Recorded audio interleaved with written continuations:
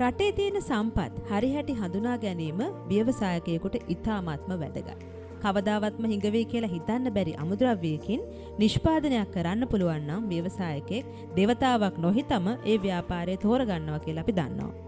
ඉතින් ඉවතලන්න පොල්ලෙලි ගැන ඔබ මොකද හිතන්නේ?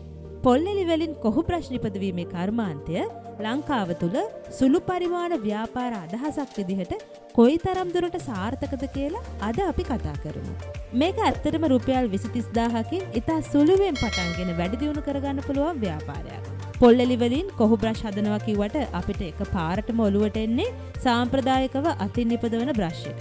නමුත් ඊට වඩා හොඳ වෙළඳපොලක් තියෙන විවිධ මාදිලියේ කොයා බ්‍රෂ් වර්ග තියෙනවා. bottle cleaner, toilet brush, wall cleaner, car mat cleaners, pan brush, dust cleaner, pet brush, shoe brush, multi-purpose brushes. දැනට දේශීය වෙළඳපොලේ මෙම අවශ්‍යතාවය සපුරන්නේ චීනයෙන් ගෙන්වන ප්ලාස්ටික් කෙඳි සහිත බ්‍රෂ් වර්ග.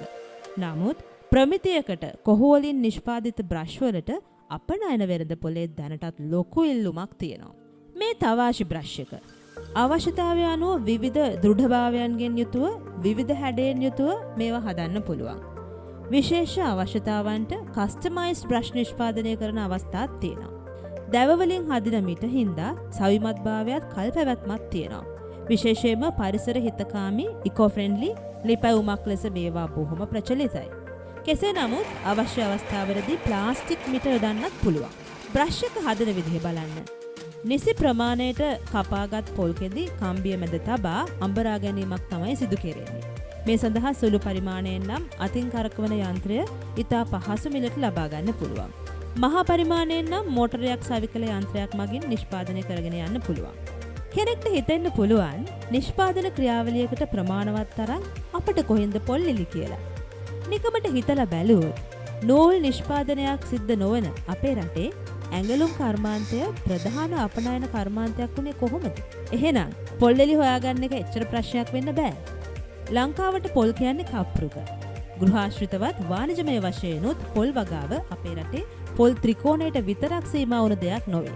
ලංකාවේ දැනට වාණිජමය වශයෙන් ලබන පොල් අස්වැන්න පොල් ගෙඩි බිලියන 3 ඉක්මවනවා. දැනට ලංකාව පොල් ආශ්‍රිත නිෂ්පාදන අපනයනය සම්බන්ධයෙන් ලෝකේ ඉන්නේ 4 වෙනි තැන.